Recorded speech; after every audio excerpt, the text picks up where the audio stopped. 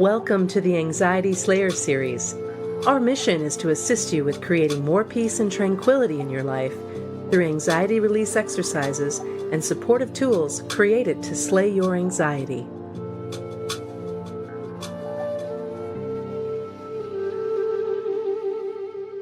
Today's Anxiety Slayer podcast is brought to you by the Anxiety Slayer Academy. We've been offering a free podcast for 9 years to help anyone suffering with anxiety find relief. Now we're helping you go deeper by providing step-by-step support on how you can get the best experience from our favorite tools and techniques for overcoming anxiety. Visit the Anxiety Slayer Academy and check out our Anxiety Slayer First Responder series for anxiety attacks. You can learn more at anxietyslayer.teachable.com.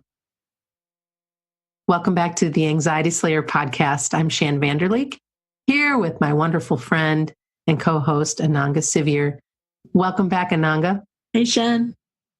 This week's episode by request is for the loved ones of those living with anxiety. And here's the question that we received in our inbox. Greetings. I adore your show. I just started listening this week and I'm already feeling a change for the better. Would you ever consider doing an episode not for the people that suffer from anxiety and panic attacks, but for the people that love them? I think it would be extremely helpful for me to be able to play an episode for my loved ones that better explains to them what I go through and ways they can help, especially if I'm in the thralls of a panic attack. Sometimes suffering from anxiety and feeling like people think I'm crazy or high maintenance aggravates my depression. It's a cycle, but I think you get it. Thank you. What an important topic for us. I know we've talked about it a little bit in the past, Ananga, but where do we start with helping loved ones of those who suffer with anxiety?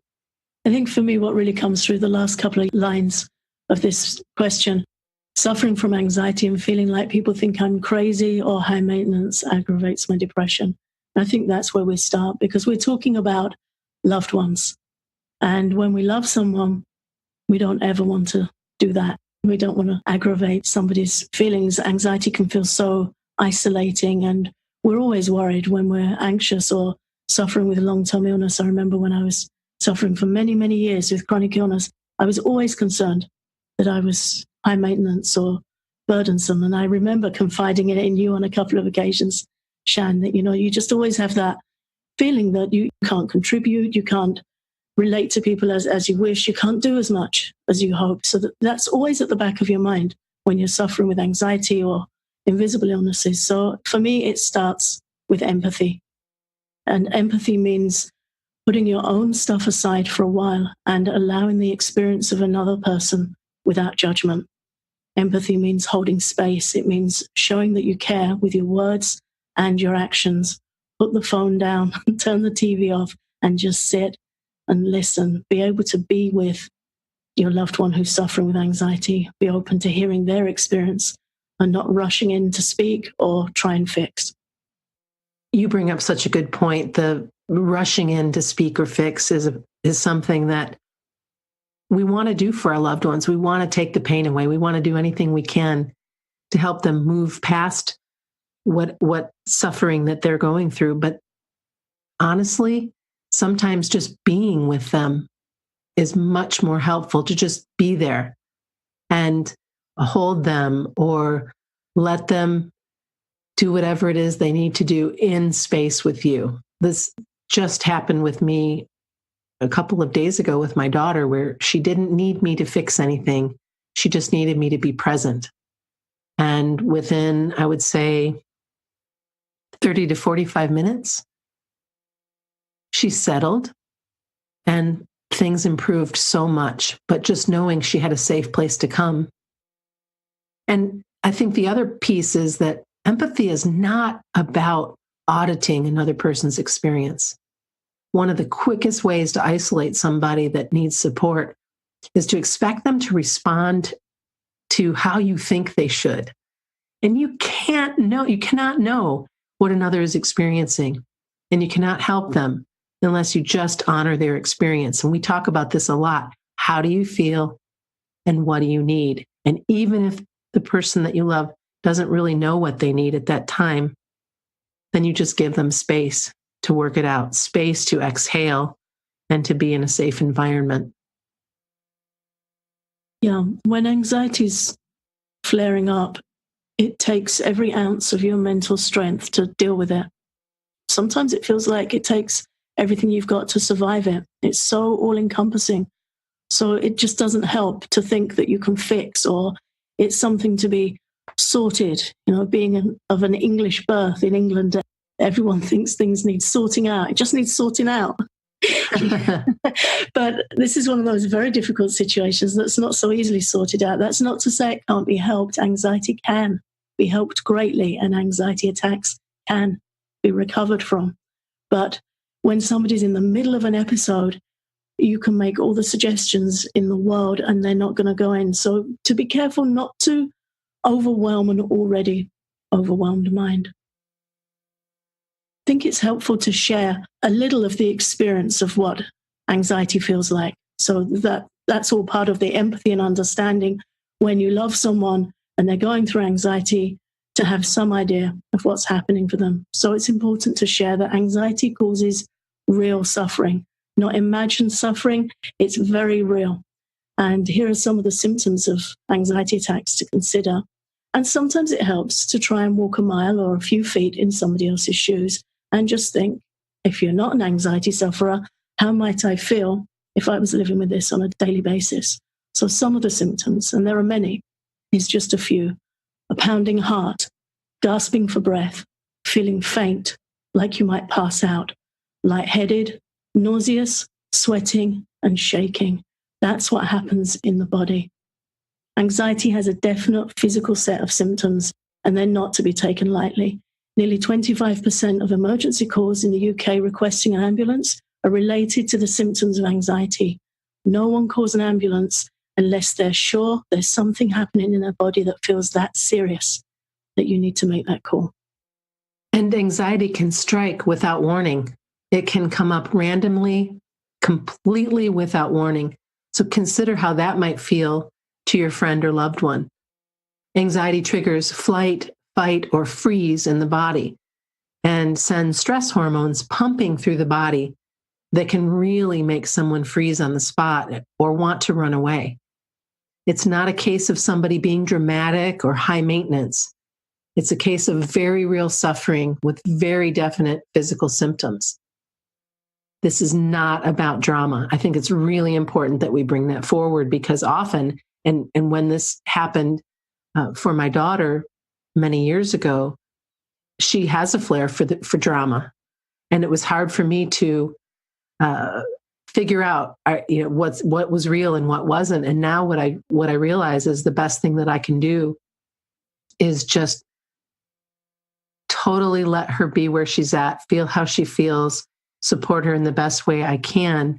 And she's grown up quite a bit now, so she knows not to be overly dramatic in that situation, because she's learned what she can do and how to support herself, if that makes sense. So don't judge it. Try not to judge it. And just understand that this is a big deal, very real suffering with very real symptoms for anybody who is suffering with anxiety. Yeah. Never think, if you're talking about a podcast for loved ones, remembering the love word, love is patient. Never think it's just anxiety. The just word, it does so much harm. Such a damaging word, because it really tries to quantify somebody else's experience. So know that anxiety is genuine suffering. And it's easy to think we'd know how to cope if it was us, until it's us. And as much as you and I, Shan, we share tools and techniques we've learned over the years, I think for me personally, what I have to offer most in trying to help people with anxiety is I know exactly what it feels like. Mm-hmm. I know what it does to your mind. I know how it can have you, short of breath in the corner of a room, sliding down the wall. I know what it feels like. And I think it's really important in our work that we always try and remain in touch with that, so that you know what people are living with. It's the most awful experience. So another way that anxiety can affect your loved one if you're looking to support them is anxiety causes confusion. It causes complete overwhelm. And again, it's that fight, flight, or freeze, where you just shut down or you just want to run away, but there's nowhere to run because it's happening in your own body. Someone caught in anxiety might not know what they need. If you ask them, please keep that in mind. They may be completely caught up in the experience of anxiety or an anxiety attack, and they may not be able to respond or gather their thoughts. They're not being awkward. They're not being dramatic. They've just got so much going on in their head and body that anything else that comes into their ears is more overwhelm. It's just more noise in what they're trying to deal with. So try to understand that during high episodes of anxiety, this isn't under their control. They're not being awkward or deliberately unclear. They may genuinely not know what they need because their mind and heart are racing so fast. And if you could feel this for yourself, you would never, ever judge anyone living with anxiety again. Empathy is a genuine willingness to accept the experience of another. While you might not feel anxiety yourself, and you might not understand anxiety, but you certainly can listen and respect the suffering of your friend and loved one. And you can learn how to help too, and that's what we'll be covering in the rest of this episode. Yeah, here's how you can help. Let your loved one know you're here for them without judgment. Sit with them, and you can try matching your breathing rate to theirs, which initially will be very rapid. So just sit, match their posture in a natural way, be with them, be committed in your mind to allowing a few minutes for this, just sitting, you and them. Then gradually slow your breathing, making your exhalation long and drawn out. And when you sit with somebody in empathy, you establish rapport with them. When you match your breathing to theirs, you establish a connection with them. And then when you slowly start to slow your own breath, they may begin to follow because they're feeling that sense of connection with you. You may be able to help lead them into a calmer state by that. After a minute or two, you might offer to help them with a breathing practice, a structured breathing practice. And combining the following simple techniques we're going to share here gives you something practical to offer that can help calm anxiety. And again, we're using the word offer, which doesn't have to be accepted, but you can make the offer. So the first thing that can really help is the calm point. So you can help your friend or loved one use this acupressure point, which calms anxiety and has a direct effect on calming the heart. And the way you do it is you press the thumb of your right hand firmly into the center of the palm of your left hand. And you can encourage your loved one or friend to follow along with that with you. So you can demonstrate with your own hand and ask them if they want to copy you or sit with you and try that, making that pressure in the center of the hand and just dropping their shoulders and holding like that for a couple of minutes. After working with the calming point, the long exhale is something that you can also practice by counting breaths with them. So you can breathe in for a count of 4 and then hold for a count of 2 and then sighing out their breath for a count of 7. Repeat this for several minutes and don't rush it. Just allow time for this to unfold. This is such a supportive way to bring calming to an anxiety attack. It's one of my go-to breathing exercises for sure, and is a wonderful partner to the calm point. You can still keep your thumb firmly in the center of your palm and have your loved one continue to do that while they're practicing the long exhale.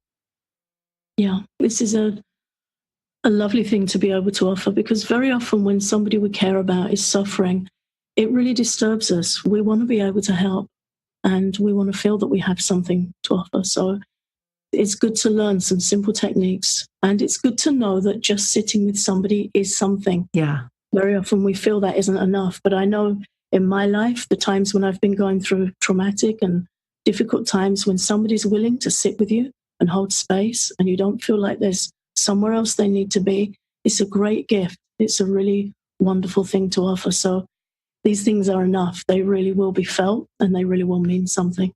So other simple acts of kindness. You could bring a cup of calming tea. Maybe your loved one or friend has some teas that they like to use for anxiety. Maybe they already have some in the cupboard. So just go find them make one and bring it to them, or just bring them a glass of water. Again, if you ask, they may not know. I have a family member that I frequently ask, what do you need? And they'll say, I don't even know. And I just have to wait. Okay, when you do, I'm here. Or sometimes I'll just go and make what I think might be nice and bring it in. And it's usually very much appreciated. So again, it's that overwhelm. Sometimes the mind's so overwhelmed. So go and make something that you think might be nice, a nice calming cup of tea. Another thing you can do is put a couple of drops of lavender essential oil on a tissue and bring it for them to inhale. Lavender calms anxiety. It works. It directly has a calming effect on the mind. And in Ayurvedic medicine, which we often talk about, India's ancient science of life, lavender helps build a sense of trust, which is a very wonderful, calming feeling when you're suffering with anxiety. Another area to consider is breaking down the barriers, because anxiety can be incredibly lonely. Sometimes family and friends are scared to reach in, and often the anxiety sufferer is scared to reach out. But connection, as we've been talking about, is essential in overcoming anxiety. So offer a hug, a rub on the back, or to hold their hand and connect. You've heard Ananga and I talk quite a bit over the years about EFT tapping, and we've created courses and we've done walkthroughs and teachings, and we'll continue to do so. Learning EFT tapping will be so incredibly helpful for you and for your loved one. Tapping is a very effective technique proven to calm anxiety. And when your friend or loved one is suffering with anxiety, you can sit with them and, with their consent, practice using the EFT tapping points on your own body for their benefit, which is something that I remember when I learned this from you, Ananga, I was just like, really? You can tap your own body and support somebody else? Yeah. And I practiced that when my daughter had surgery recently. And it was very profound. It was a profound experience. Can you walk us through how to do it? Certainly. This is a wonderful way to help somebody with anxiety, and it really gives you something to do that will genuinely help. EFT tapping is based upon the acupuncture channels, acupuncture points in the body, in the meridians. And you can find out more about it by going to our EFT tapping page at anxietyslayer.com/EFT and take a look at the diagram there showing the tapping points, and it'll give you some background on how EFT tapping works. This is something we've talked about in other podcasts as well, so you can also look that up on our website. But here's an example. A gentleman who's an experienced EFT practitioner was on holiday with some friends, and he got called out of his room one evening to be told that a friend in the party they were with was having an anxiety attack, and she was curled up on her bed, crying and shaking and in great distress. So he went into the room, having been asked if he could help, and sat on the end of her bed with her permission and just put his hand on her ankle. So she was curled up at the other end of the bed. That was the nearest part of her body to reach to make contact with. So he just put one hand on her ankle, and then he asked her a little bit about what was going on for her. And he began tapping the points through on his own body. And he just tapped and tapped through the sequence of EFT tapping points for about 5 minutes. And that person was able to come out of the attack and sit up and felt considerably calmer. And for the rest of that trip, there wasn't a repeat anxiety attack. This really does work. It's been documented many times. So here's how you do it for your own loved one. Get the diagram of the tapping points, as we just described, at anxietyslayer.com/EFT. Now sit with whoever you wish to support and make contact with them. You might hold their hand or rest your hand on their arm. Sometimes when people are feeling very anxious, they're also very restless. And there's a real push with anxiety in the body to move, and they might feel quite unsettled. So ask them where you might make contact with them. They may be happy for you to hold their hand, or they may rather you just lean on them or put your hand on their arm, see what they're comfortable with. And then you start tapping through the EFT tapping points on your own body. So you start tapping on the point at the top of your head and work your way down, ending at the underarm point, and repeat. Just keep repeating through the sequence of points. Keep tapping for about 5 minutes, or until you notice that your loved one's feeling more calm and more in control again. And this supportive method of tapping has helped hundreds of people your anxiety attacks. It's a really great thing to try. And it also helps build that empathy that we've been talking about and build connection in a relationship. And if you'd like, you can get one of our courses and learn the techniques. You can also download the audio and relaxations included in our courses to an MP3 player and give it as a gift. You can buy some rescue remedy, lavender oil, or calming tea that can also be given as a gift. All of these supportive, wonderful remedies are something that Ananga and I have in our homes at all times. And it's quite a lovely experience to go to what you need and have it there for somebody that you love or for yourself. And remember, don't try and fix what's going on. Anxiety needs love and patience and understanding. And as a final consideration, see the bigger person beyond their anxiety. Hold in your heart what you love about this individual soul who happens to be living with anxiety. Your loved one may be suffering from anxiety, but they're not just anxiety. There's so much more to us than our suffering. They may have many talents, roles, and character traits. So let them know that you see them and appreciate them beyond their anxiety. If you find them funny, tell them. If you find them kind, tell them. If you can remember times when they've shown courage or wisdom, tell them. Anxiety feels like it takes over everything, and people often feel defined because it's such an all-encompassing experience.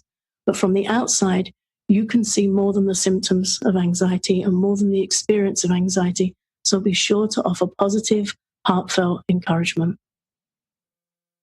And that will really boost their self-esteem for sure. I think it's also important that we get equipped to help our friends and loved ones.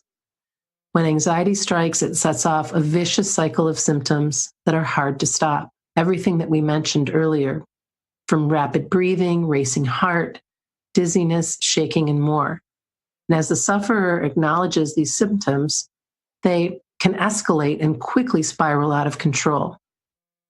You can help your friend or loved one by learning some simple and effective techniques that we've covered today to help them feel safe and calm again.